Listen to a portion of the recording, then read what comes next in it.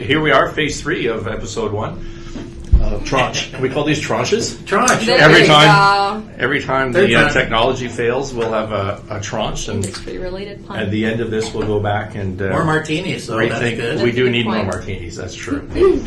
So we're here with Tom Klausen of First Vancouver Finance, which is a factoring lending company with office in Vancouver and throughout the U.S. and Belgium. I'm just doing you the shortcut for what you missed for a lack of volume in tranche 1 of this broadcast, this Periscope.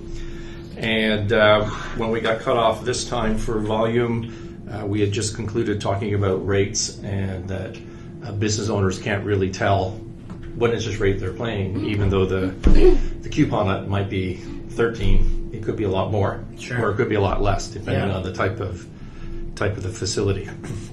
And it's interesting. I used to tell, or I still do, the rates have come down quite a bit on these specialty loans, but competition. So as we said in tranche 2, that rates now are for companies that have some hair on them or they're turning around are now sort of say 12, 13%. And it used to be 18%, and then everybody said, well, I can't pay 18%. And it's true, you can't pay 18% forever. But we used to say to them, with that product, that's the wrong thought analysis. The thought here is that you're in trouble and you need liquidity to get out. Liquidity is everything in a troubled company. And so don't think of it as 18%. Think of it as a 10% premium on, say, a $10 million loan is $1 million fee for, on a 1 year.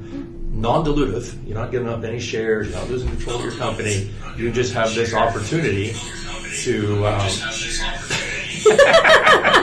You just have this opportunity to get out of the trouble that you're in, and I think that explanation still works well today, although the rates are much lower. And so you were talking about these merchant advance guys, and then moving to factoring.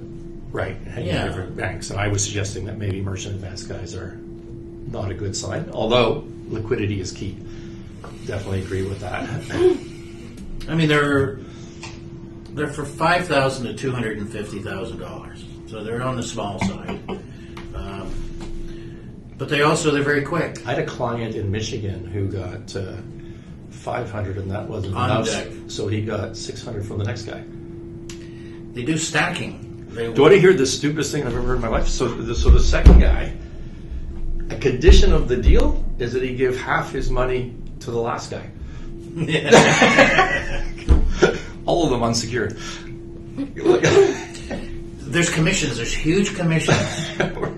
Whoever brokers that deal gets big money. $10,000 on a $150,000 deal. Yeah. So that's maybe what they're doing.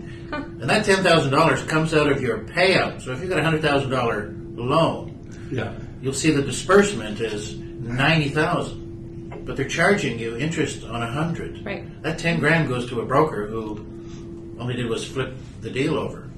So it's a nasty. So we have at the Sinclair Range, New York office, we have, I won't start dropping names on this, but we have some very good friends that started off in that business in the U.S., and they're completely out.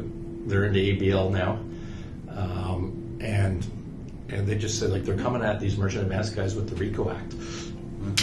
Right? They're just treating them like criminals. Yeah. Maybe they are. I don't know. But a lot of states, the attorney generals are looking at them. They're going to lump them in with payday loan companies. I don't know where Canada is at, but I think in the U.S. you're going to see some things pretty quickly here because it's rampant and it's dangerous. And these businesses get so far in debt that I was dealing with a lady that had 3 beauty shops, and she was giving 19% of her daily revenue to the lenders when she couldn't. 19%? She had 3 stacked loans, cash advance loans. So, holy smoke. What's security? No, there's no security. Right? So I think in Canada they're registering security now, but it's... Oh, they register? Yeah. They're just not always the first. No, they're down the balance sheet. And so there's no effective security. Yeah. Unless they're in first place. What are the odds? If you've got a restaurant... Pretty good. They're pretty good. If you certain industries are not serviced by anybody else in that amount than by those loans. So they do have a purpose. They're just now branching out into everything they can. And the market is getting saturated, so the competition's picking up, the rates are going down, but they're getting very aggressive in how they market it. Yeah. And then they're stacking the loans, like I was telling you. Yeah. All we need is a 10%